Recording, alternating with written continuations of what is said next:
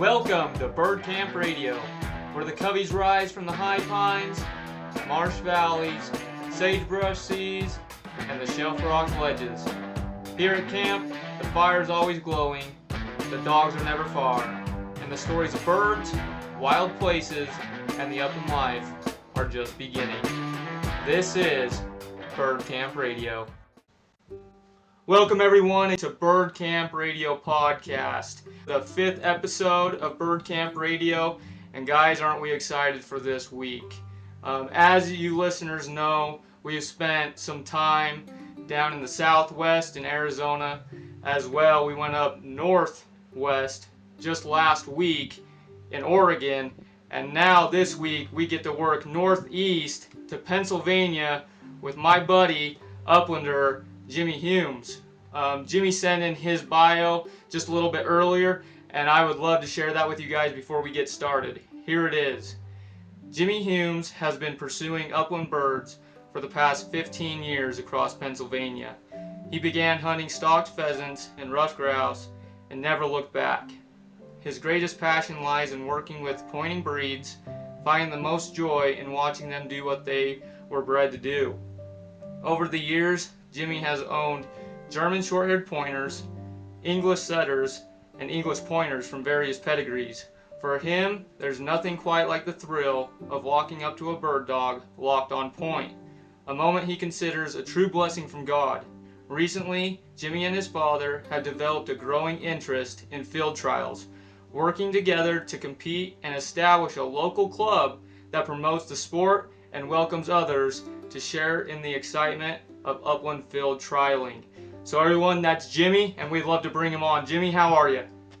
I'm good, yeah. Thank you so much for the intro, and thanks for having me on. This is awesome. I'm super excited. Of course, man. We're excited to have you on and get to know you a little bit better.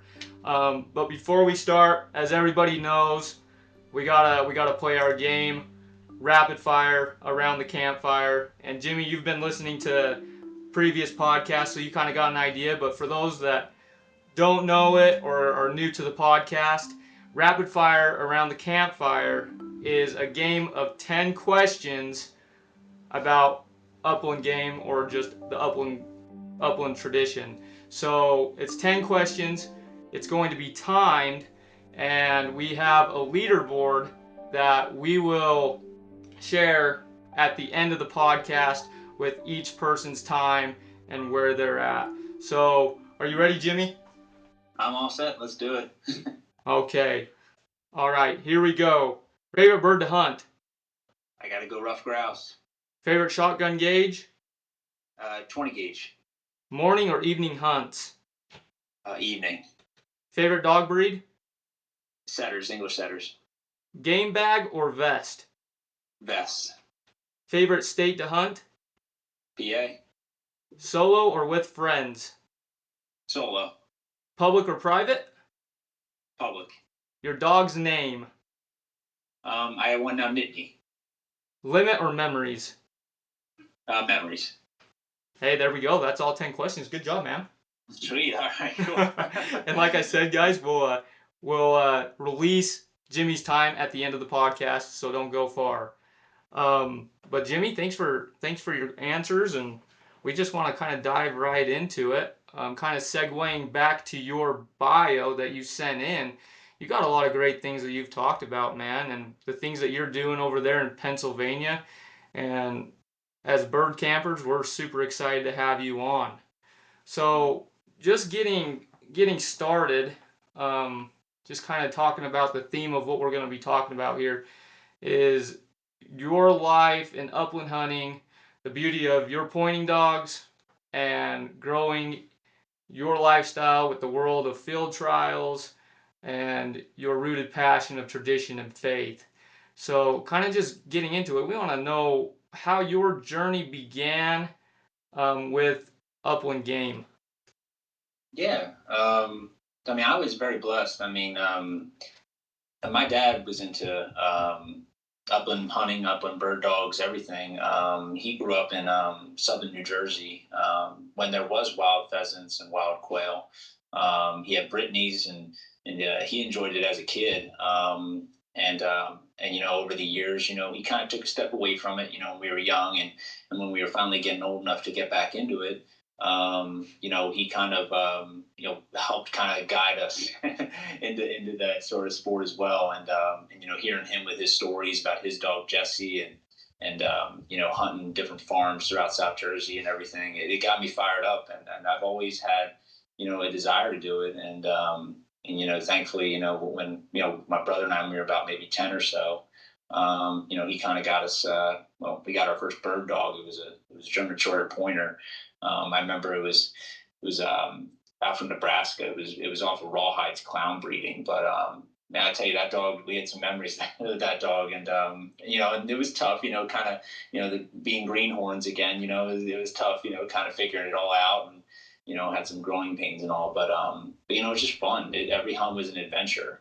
You're out there, with, your dad and your brother, and, you know, um, every moment's meaningful. Every, bird you see, whether you shoot it or, whether you miss clean, it's just a blast, and you're learning with the dog. You're out there just experiencing nature. It's pretty much how I got started, and it was pretty much all like stock bird hunting, stock pheasants, stock quail, but it was fun. It was for being a kid, and the chaos of, we call it the Orange Army out here. But it's fun. It's something that everyone can kind of get into, because it's, in a sense, it's guaranteed action. The birds are going to be there, and it's going to be a blast. So we got started on that, and it was a good way to get started. I really do appreciate the upbringing I had, and definitely blessed to be in a household where that sort of thing was valued. So See, I absolutely love that, because I feel like for most uplanders, that's kind of how we all began. I mean, I kind of began the same way with my dad, growing up with him, and my brother and sister growing up in the upland world. Um, that's what makes it so much fun, is because it's a tradition, and tradition that we love and we appreciate, and like you said, taking it back to the dogs, and just the memories in general. I mean, it's such a powerful hobby, and the moments that we're able to enjoy. I just love that, man. Thank you for sharing that. Kind yeah, of focusing on that, um, I just want to talk about some of those early hunts. You talked about stalked pheasants. How was that, and like your rough grouse moments? Like, how did all that begin? Any hunts that kind of stand out to you in particular? yeah, well, yeah. Oh my goodness. I remember so many of them. I could actually tell you the first bird hunt I ever went on. I remember it distinctively. It was opening day pheasants in New Jersey, and I remember. I mean, this is way back when. I mean, we didn't have Garmin's or any of that sort of stuff. We had cheap, little shock collar units that probably barely worked, and we were out there opening day, and it was cold, like frosted morning, and we turned the dog loose, and all of a sudden he's gone. This dog is out of sight. We're not even hunting the dog at this point. We're just we're just walking to see if we can find a bird. And all of a sudden, we see a couple of roosters, way up ahead, and my dad is like, well, go and get them, So, my brother and I, we started, kind of chasing after them, and all of a sudden, our boots start falling off us, because, they were these cheap boots we bought off of like the discount rack at, Dick's. It was like their size is two size too big for us, so they both fall off. And my brother's like, I ain't going, my feet are too cold, I feel go. And I remember I just kept on running, and I got up to that rooster, and then they end up flying in the woods, and I went to the woods, and all of a sudden I look up, and it's in a tree.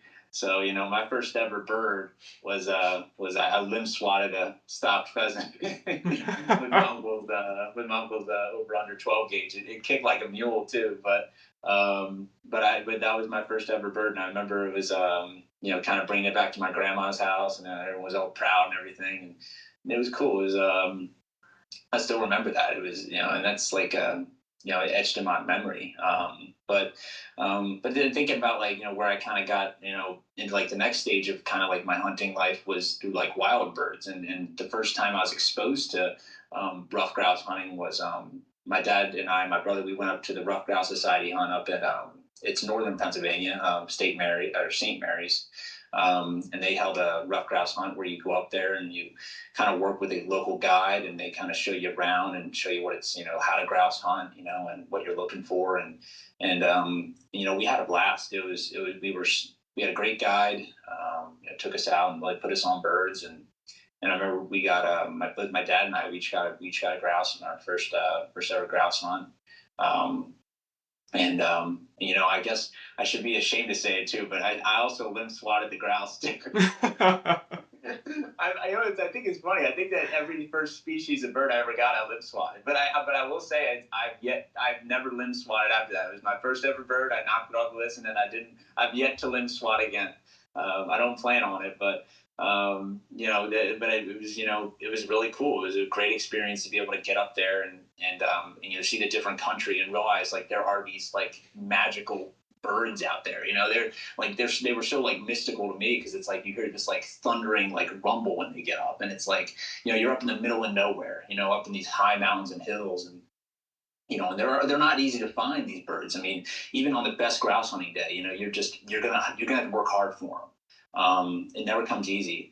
And it's amazing because Pennsylvania, our state bird is a ruffed grouse. But if you ask most people, they don't even know what a ruffed grouse is, because they're just not that commonly found or heard or seen.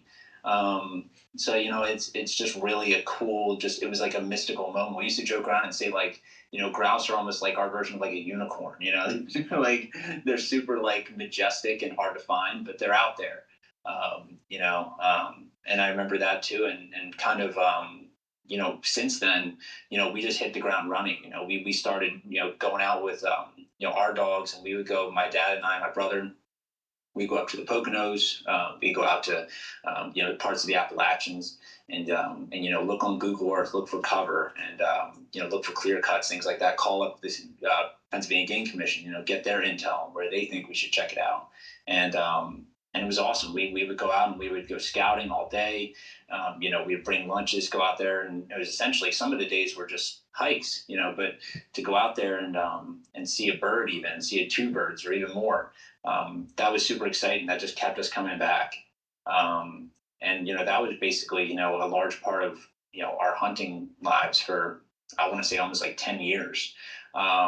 It's funny is people around here, at least, and I'm sure out there too, everyone asks, oh, well, you're a hunter. Oh, you must just, you got deer or, turkey or bear. And it's like, I gotta be honest, deer hunting to me is a chore. I go out maybe like 3 times a year. I hate it. It's just for the meat. When I'm a hunter, I'm talking about birds. That's what I love. It's what that's my passion. So, when it was fall, we go head up to the Poconos and we'd run dogs and put in, 10, 15 miles and look for some grouse. It just, those are the best memories I have. It's just going up there and just being alone, breathing some fresh air and running dogs in pursuit of those, to those magical, thunder chickens. No, I absolutely love that, man. Just a few things that I want to touch on there. Going back to the pheasants, I completely agree. Some of my first early hunts were pheasants. And there's actually a picture, I think it's the one and only picture that we have of when I was hunting as a youth. It's me, my brother, and sister, and it's me sitting with my first pheasant with my 20 gauge. And I got my little brother with me, and he's got an Angry Birds beanie on there. And it's just like, you look at this picture, you're like, oh my gosh, this is a joke. It's just absolutely funny. Those are the ones you remember, I tell you. They're the best photos in the whole album. Oh, it is. So I completely get you on that. And when it comes to hitting the birds in the trees, I completely get it. So me and my wife and my family in general, we absolutely love grouse here. Utah's got, at least where we're at, a great grouse population, and we absolutely love it. We actually have a rule that the first bird, if you see the first bird and it's on the ground or in a tree, you can take that shot. After that, you got the nerves out, we can get to it. So don't feel bad. I like that rule. I'm a proponent of that rule. So don't feel too bad about that, because I probably have a lot of people out there who are going to disagree with me on that, but that's a rule we made as a family, so You gotta take on the whole You know, tribe. yeah, and it's one and done. Hey, and well, after that, then you have a greater appreciation for them. That's And then right. That's right. you're the person that's least likely to ground swat or limb swat or whatever. It's all about the memories, man. No, I absolutely love what you've talked about and shared. And really going back to just the importance of the memories that we have, whatever it is, whatever it may be. It's just great to be out there doing what we love. And a part of that for you, going back to your bio, is your dogs. And that's something that we want to kind of focus on right now is you've owned several different pointing breeds, from German short-haired pointers, English setters, and English pointers. We kind of want to just talk about that. What stands out to you? What kind of characteristics do each of these dogs bring to the table for you? Yeah. No, and that's it's I gotta say, the one thing about the bird dog breeds for me is, I mean, it's all about comes down to the breeding. I've seen, short hairs that are bred a certain way, run a certain way, and some that are bred another way, kind of, run another way. It just all comes down to the breeding, I believe. And really for me, and the dogs that I've owned, I have to say that, the ones that I personally have grown to like over the years the most, are dogs that, have a lot of class, have a lot of style, and also, work for the foot hunter. And that to me is the most important thing. Whenever I field trial, whenever I hunt, I'm on foot. And I wanted to be able to do both for me. I wanted to be able to take it out hunting and also bring it to a field trial. And the dog that I find to be the best for that, from my personal opinion, and this is just me, is kind of like a cover dog bred line English setter. And that's just what I've grown to like over the years. I've had other dogs that I've really enjoyed. Had some great pointers, had some great short hairs. But just for me, in the last, I want to say 2-3 years, I've just been really kind of smitten with those cover dog line English setters. And I gotta say I've had great hunts over all the other breeds too, and I get it. I have friends that own short hairs and friends that have pointers and all sorts of stuff. Even like Llewellyn setters or Ryman setters and all those different types. But yeah, it's just something for me when it comes down to it. I just believe that they have the most just class. I love watching the dog work, with that nice head up high and that cracking tail and they stay close enough where I'm kind of I'm with eyesight or at least within bell range, and I kind of can I get an idea where they're at. So that's nice. And then I like the idea that they're also kind of working hard. They're not just kind of, I wouldn't use the word loafing, but sometimes the dogs that take it a little bit easy. I like a dog with a little more get up and go to it. So I mean that's just been what I've kind of grown to like over the years, and what I prefer to run. But hey, and that's the beauty of this, is that to each is their own. And if someone loves to watch a certain type of dog run, then hey, there's a community for them too. And more power to you. I never say don't get a dog for X, Y, or Z. I would say get a dog for what you like. Watch a bunch of dogs, see what you like out of them, and try to pick the one that suits your needs. So that's kind of my spiel about the whole breed thing, because I hear it all. My short hair friends try to get me onto short hairs, and my setter friends are trying to do this or that. It's always a running joke, among bird dog guys that their breed is best. But at the end of the day, it's all about breeding and what you want out of a dog. So No, I completely agree on that. I mean, there's always going to be that aspect of it, of course. But like you said, what it comes down to is really what works best for you. I mean, I've had the opportunity to the majority of my life hunt behind Labradors, which I mean is more of a waterfowling dog than upland. But growing up, pointing or flushing Labradors? Flushing, yeah, Oh, okay. Flushing Labradors.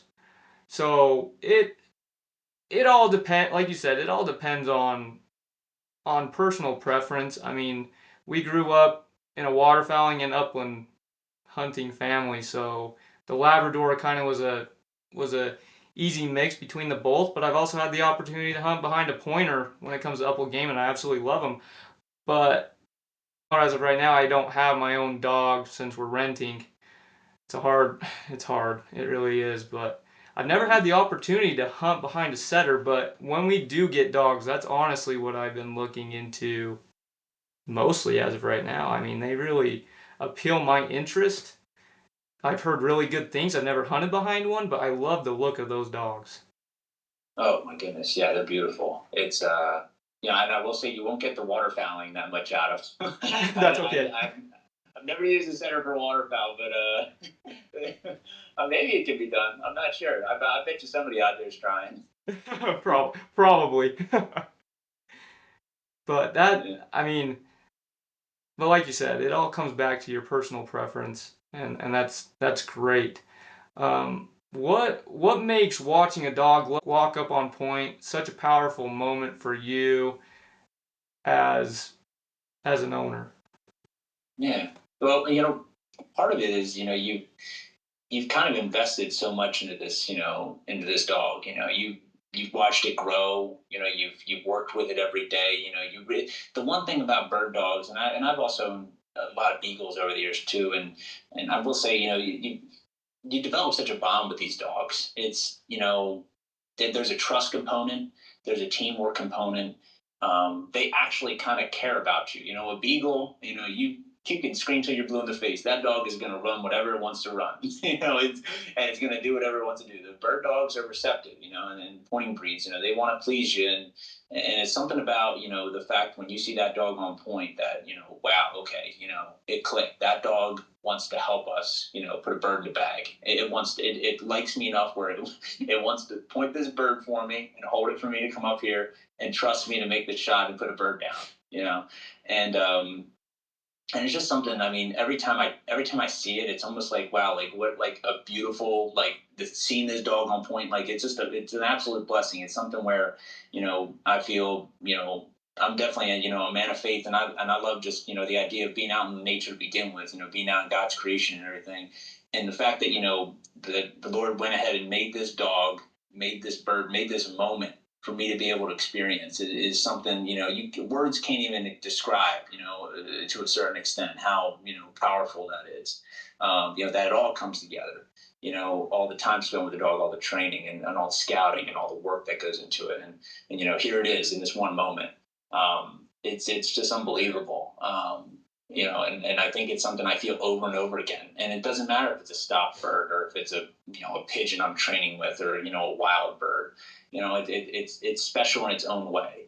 And that's really been for me one of the most important things for me. It's why I just absolutely keep on coming back to this. It's and it'll bring you back even after bad days when a dog when a dog is running way off out of sight, out of range, and putting every bird up within a country mile. Then it makes it worth it to come back again in hopes to get that feeling of seeing the dog point and then coming up and walking up on it. And that, like, that butterflies in your stomach, wondering, where's this bird, and is the dog gonna hold? Is this gonna happen? Is that gonna happen? Am I gonna miss? And all these sorts of things. But yeah, it's just indescribable. Yeah, it really is, and I absolutely love everything that you said there. Most of the people that I've hunted with, and I can say the same. It's you more hunt for the dog than you hunt for anything else than the bird. It's there's something about watching a dog work and having that special connection with something that you've trained, something that you love, and both of you being able to work together in that relationship and make something happen, success, whether that's learning something new or, like you said, at the end of the day, a bag of birds. Like it's a special moment for a dog as well as the owner, and I absolutely love that. Yeah, totally. Yeah. No, that's amazing, man. I appreciate that. Um, Still sticking with the dog subject, how do you train and prepare your dogs for your hunting season? So you do your trials, but you're also out there hunting. What does that look like for you and balancing that? Yeah. So they're I gotta say they're two different beasts. Your field trialing, at least the field trials that I've done in the past, have been primarily shooting dogs or gun dogs, where your dog is required to be kind of broke all the way through. So, essentially steady to, the flush, the shot, and then the fall of the bird. Now in field trials, you're not shooting a bird, but, the same premise kind of exists for that. And then out hunting, for me, I kind of go almost in a seasons. My field trial season is primarily the spring, March and April. Then I haven't done too much field trialing in the fall. It's something I think about doing every once in a while. Primarily championships are held in the fall. And I just haven't had the chance to make it in any championships. But for me, it's my hunting season goes from about mid-October up to, I'd say, late December. During that time frame, just before mid-October, usually, I'll take dogs out. I'll get them a little bit conditioned. I have a treadmill here at the house I run them on, and then sometimes I'll just take them out for runs. I'll put out some planted quail. Maybe I'll even do a couple pigeons if they need a little bit of work on their steadiness, just toning them up and stuff. And when it comes to hunting season, I'm not a stickler. If the dog wants to chase, that's fine. If the dog wants to, kind of, almost stalk a bird, to kind of try to pin it or something, that's fine. I don't mind that. I'm not gonna, hold a tight rein on the dog when we're not just supposed to be out having fun. And then once the season wraps up around late December, around, early January, that's when I'll start working again with them.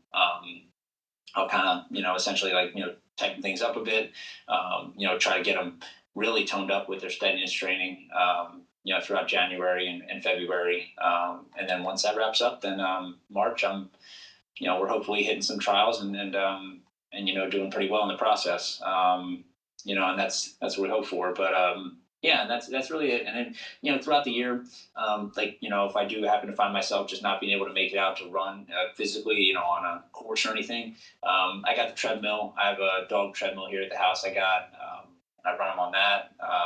I'll do yard commands. I'll do yard commands with the dog is, I don't matter how old it is. The dog can always get toned up with their yard commands and make sure it's perfect here at the house before I, try anything out there in the field.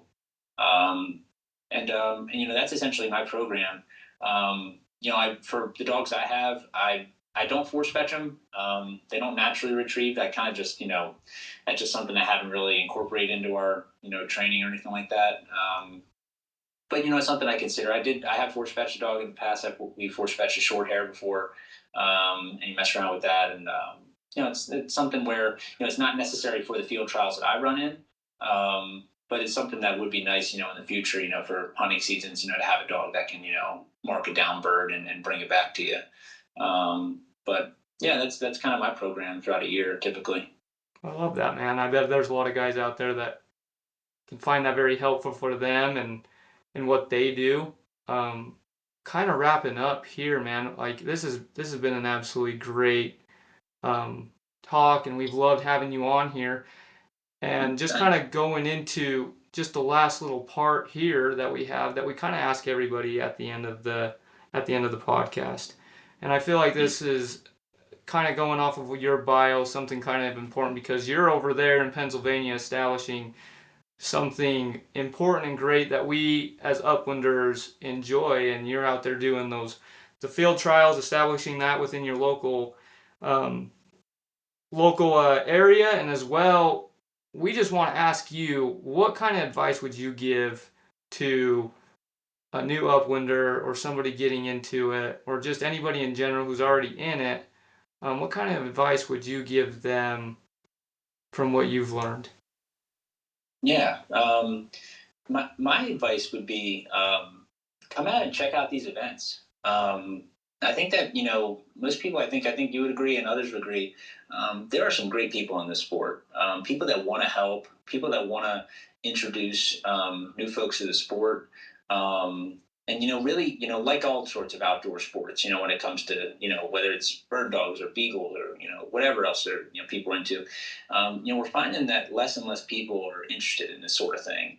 It's hard to compete. You got all these different things that gravitate and take people's attention now. But, when people show an interest in, bird dogs or bird hunting or anything, I love to take them out. And, if I can take them out here and just on a couple planted quail or, take them out grouse hunting. It doesn't matter. I want people to come out, and I want them to have a good experience, see good dog work, have fun, and hopefully get more people into this sort of thing.